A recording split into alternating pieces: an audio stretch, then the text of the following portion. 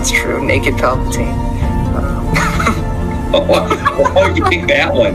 Fresh out of the clone tank, nude Palpatine is my Well, that's the first thing I think of when you say Dark Empire Palpatine.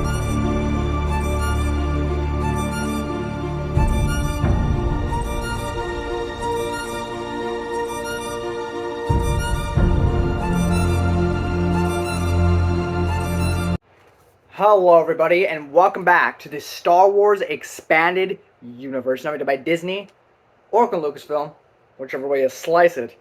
Legends. Now, I am wearing the same shirt, just the same day. Do not worry, I'm not homeless.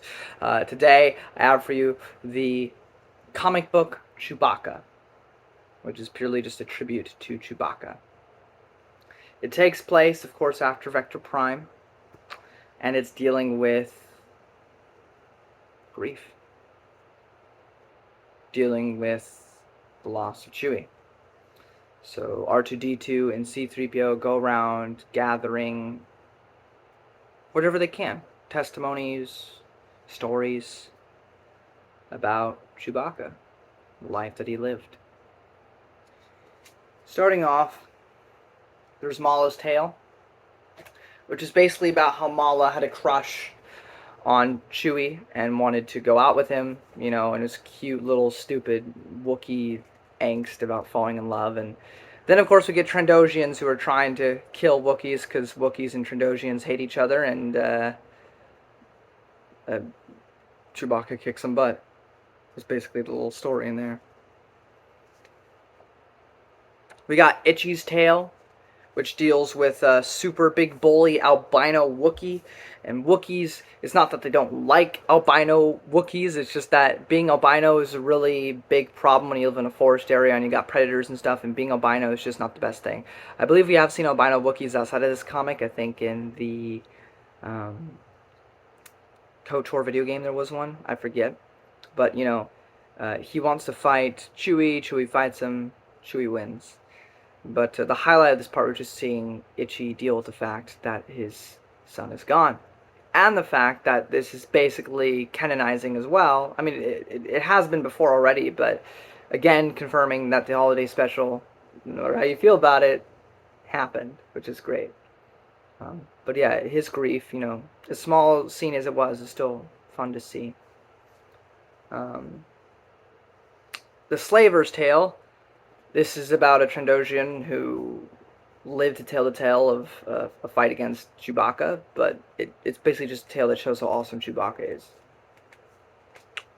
The Mala tale is a time that we get to see Chewie's kindness, I suppose, where Chewie, you know, saved this girl and helped her get better, and she feels like she owes a lot to Chewie. So, you know, she doesn't like men.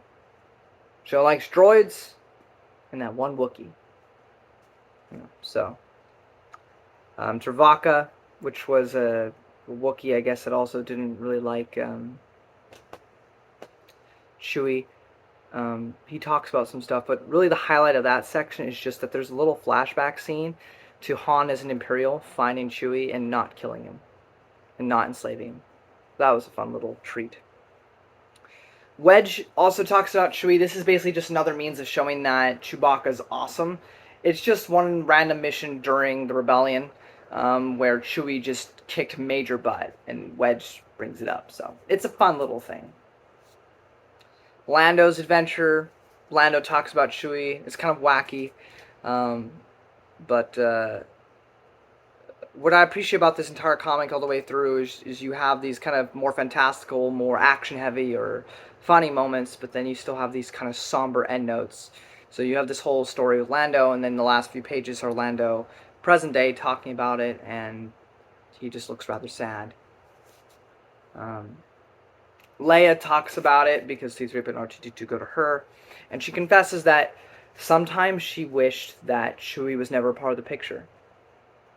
Because as much as she tried to love Han, you know, it'd be like she got so busy with politics and then all the adventures that went on during the Bantam era and everything, she just felt like there was a lot of time that she didn't get to spend with Han.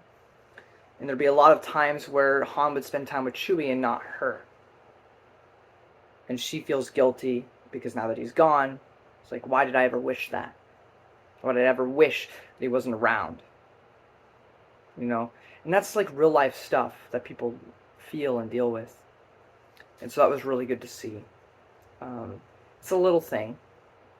You know, obviously she misses Chewie. Chewie, besides Han, she was probably the closest to Chewie, outside of course, his own family. But she just feels guilty. I don't think it was something she constantly felt. I think it just popped up in her brain sometimes. But now, she's hyper fixating on it, being like, I'm a terrible person for ever thinking about it.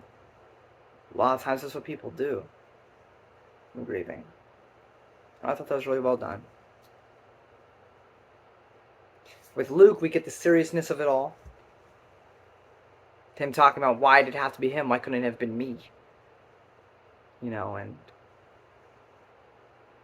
the dangers that are coming. But with it, we also get to see our only real big visualization of Vector Prime, because we get a couple panels that deal with the moment where Chewie passes away. So that was pretty cool to see. Plus that famous, amazing panel where Han's just at the Falcon cockpit and he is bawling in tears. And then we have Han's, the last section of this book, or this comic. And you see, the way it's done is so good, and it's so in line with the end of Vector Prime too. They're trying to get a story from him, and he's trying to think of one. But throughout this entire section, you can see that Han's just not there. Not completely. He is struggling to not like bawl right in front of them right then and there. You can feel it on the comic panel when you're reading it. You can feel it through every word of action, through every panel where we see his face. He is struggling. And he finally comes to, out of all the things he's ever done with Chewbacca, he mentions the time that they were on Coruscant with the kids, and Jaina got lost, and Chewie found him. Because later on, Jaina drew this really bad, you know, as kids do, really bad artwork for Chewie, and told Chewie, I love you. And Han's like, I love you. Why didn't I say that? I never said it enough. You know, like, he needed to hear me say I love you, and I never said it. You know, like, it's so good. It's such a good ending to this whole thing. It's very somber and very real. And a beautiful little tribute to Chewbacca. And you know what? I recently had a conversation about this too, about, you know, Chewbacca meeting Yoda or whatever the prequel. I don't care. Because you know what? We know he has an ending point. So if he can get more of him before, I'm down for it. Because more Chewie's a good time, and we will miss him. But that's basically it. It was a fun little comic. Is it necessary to enjoy all of New Jedi Order? No, but it is a nice little supplemental that tugs at the heart, especially fresh off of Vector Prime. And, you know, Chewie's never a favorite of mine, but he's always been there. He's always been that consistent thread from the Han Solo books onward. You know, Han Solo by Brian Daley, Han Solo by A.C. Crispin, well, book 2 and 3. You know, then all the Rebellion era, counting those 70s comics and everything, the Rebellion, the Empire comics, all the novels, Shadows of the Empire. In Bantam era, he's really just kind of there, right? He doesn't really have an arc. He's always just consistently that loyal pal, right? So he kind of just blends in the background after a while. But losing him, it's a lot harder. It really is like killing off the family dog, which may seem a little belittling to Chewie as he's a sentient life form, but just in the sense that your dogs can kind of blend into the background sometimes, right? Like, there's Risen about having fun, doing all their stuffs. You know, it's not the same thing as like a family member or a really, really close friend that you bond over trauma or talking about deep things, right? Like saying I love you, you know. It's it's still close knit bond, but it's a different sort of thing. But at the same time, whether by accident or just by the passing of time, the dog passes away, and then you feel this huge loss, even though you had a deep connection, but it's not the same kind of thing as like with a friend. You know what I mean? And it's a similar feeling you get with Chewie's death, where it feels like such a loss, even though Chewie wasn't much of a character. And so it's just like, Anyway, I thought it was really good.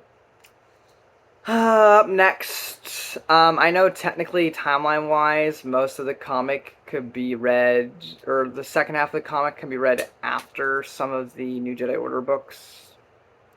I'm just gonna read them all in one sitting, so I don't have to deal with them anymore, and just focus on the books. So that means up next, we have Star Wars Invasion. Woo! I hope you're ready for that. Anyway, guys, until next time, may the Force be with you. See ya.